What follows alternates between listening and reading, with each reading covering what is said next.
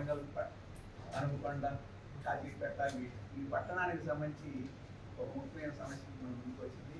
అదేమిటంటే ఇక్కడ municipal administration వాళ్ళు చెరువుల్ని ఆక్రమించినారు అనే పేరుతోటి చాలామంది ఇళ్ళు, పక్కా ఇళ్ళు కూడా కట్టుకుని నివసిస్తున్న వాళ్ళకి మీరు వారం రోజుల లోపల వీటన్నిటిని వెకేట్ చేయాలి, మీరందరూ అనర్హులు అని చెప్పేసి నోటీసులు ఇస్తున్నట్టు తెలుస్తున్నది. ఆ నోటీస్ కూడా నేను చూశాను.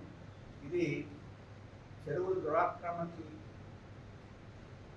గురైతే దానికి ఎవరి కారణం, ఎవరిది బాధ్యత అని నిర్ణయించకుండా ఈ రకంగా ఇక్కడ నివాసం ఏర్పాటు చేసుకొని, ఖర్చు పెట్టుకొని, ఇల్లు కట్టుకొని, ఆ భూములు కొనుక్కొని ఆ రకంగా స్థిరపడిన వాళ్ళ మీద ప్రతాపం చూపించడం అని చెప్పేసి న్యాయం కాదు. కోర్టుకి వెళ్ళి కోర్టు తీర్పు ప్రాతిపదిక మీద ఇది చేస్తున్నామని చెప్పేసి అధికారులు చెప్తున్నారు. కోర్టు తీర్పు ఇచ్చుండొచ్చు. ఆ తీర్పు ప్రజలకి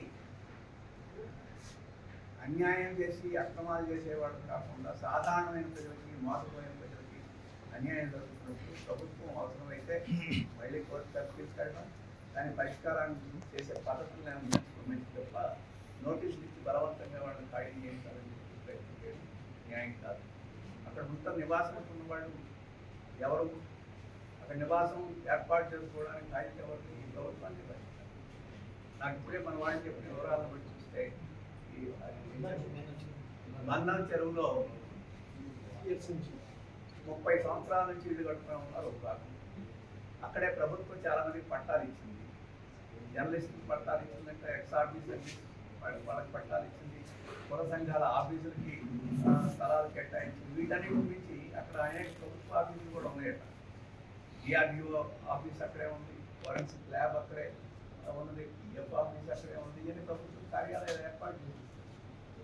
మొత్తం అక్కడ ఈ ప్రాంతాల్లో నిర్మాణాలు జరగడానికి, ప్రజలు అక్కడ చేరడానికి, ఆఫీసులు కార్యాలయాలు రావడానికి, విద్యుత్ సరఫరాకి, నీటి సరఫరాకి, ఇళ్ల పన్ను విధించడానికి వీటన్నిటికీ ప్రభుత్వం బాధ్యత తీసుకొని ప్రభుత్వమే చేసి ఇప్పుడు ప్రజల మీద బాధ్యత మీరందరూ ఖాళీ చేయాలని చెప్పేసి వాళ్ళ మీద ప్రతాపం చూపించడం అనేది న్యాయం కాదు.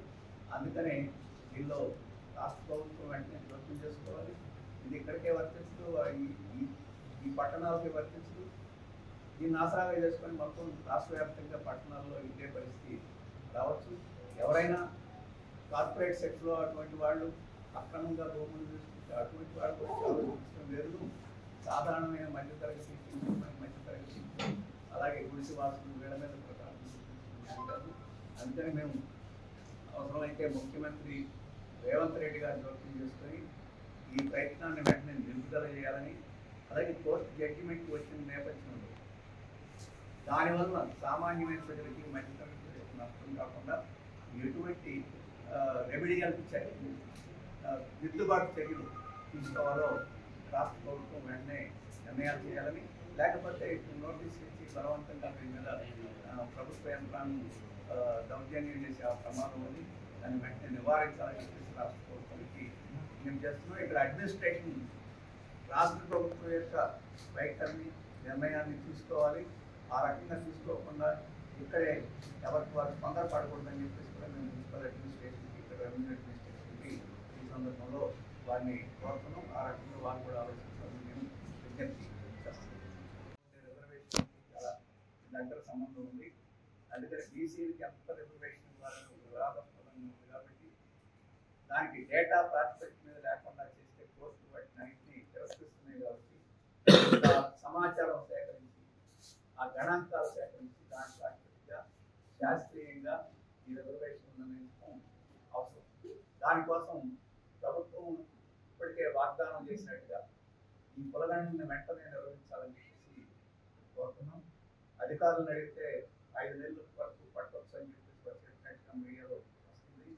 దాన్ని ఇంకా ఎక్కువ సిబ్బంది పెంచి మొత్తం యంత్రాంగాన్ని సిబ్బంది చేస్తే ఇంకా తక్కువ సమయంలోనే కులగణన చేసేదానికి అవకాశం ఉంటుంది. అందుకని వెంటనే కులగణనను పూర్తి చేయాలని, దాని ప్రాతిపదిక మీద రిజర్వేషన్ని నిర్ణయించాలని, ఆ రకంగా సాధ్యమైనప్పుడు త్వరలోనే స్థానిక సంస్థలు నిర్వహించాలని కోరుతున్నాం. అంటే మీడియాలో వచ్చిన కథనాలను చూస్తే ఈ కులగణన ఇప్పుడు వెంటనే చేయలేం కాబట్టి కులగణనతో విలువలు లేకుండా ఎన్నికలు పెట్టాలని ప్రభుత్వం ఆలోచిస్తుందేమో మాకు అనుమానం దొరుకుతుంది. అటువంటి అనుమానాలకు తావు లేకుండా వెంటనే కులగణనకి టైం టేబుల్ ప్రకటించాలని, దాని తర్వాత వెంటనే స్థానిక సంస్థలకు కూడా ఖచ్చితమైన ఒక తేదీను లేకపోతే ఒక సమయాన్ని ప్రకటించాలని కూడా మేము అన్ని